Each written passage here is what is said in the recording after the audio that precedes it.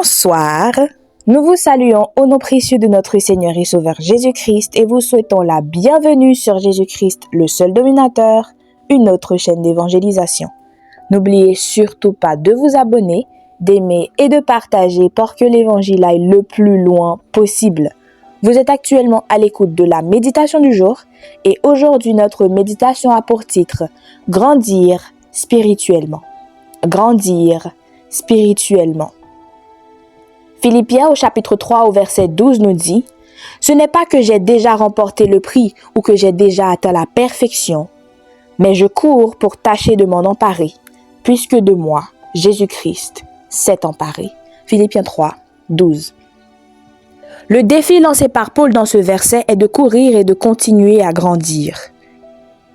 Je crois que l'un des plus grands atouts que nous possédons dans la vie est la capacité de grandir et de changer. Nous avons la capacité de courir.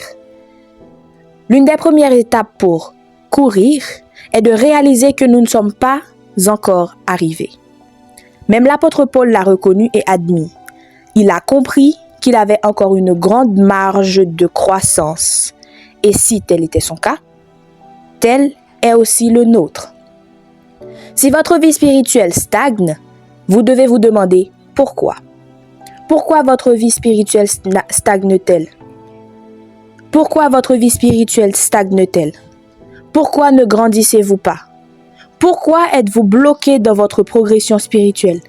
Quels sont les obstacles à votre croissance? Si nous sommes prêts à admettre que nous avons besoin de grandir, puis à identifier les obstacles qui freinent notre vie spirituelle, et enfin, par la grâce de Dieu, à faire face à ces obstacles et à les éliminer, nous commencerons à avancer et à grandir. Si vous mettez un poisson-chat dans un petit aquarium, il ne fera que 30 cm de long et ne pèsera que 100 grammes. Mais si vous le placez dans un lac, ce même poisson-chat peut atteindre 1 mètre de long et peser 25 kg. Quel est l'obstacle à sa croissance? L'aquarium qui le contenait. Il avait grandi jusqu'à la limite permise par son environnement. Supprimez les obstacles à votre croissance spirituelle et courez.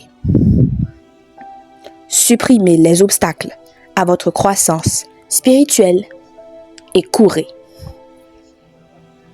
Aujourd'hui, notre verset à mémoriser se situe dans 1 Pierre, chapitre 2, au verset 2.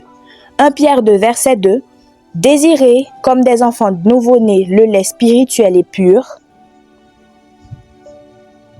afin que par lui vous croissiez pour le salut. » 1 Pierre 2, verset 2. 1 Pierre 2, verset 2. « Désirez, comme des enfants nouveau-nés, le lait spirituel et pur, afin que vous croissiez pour le salut. »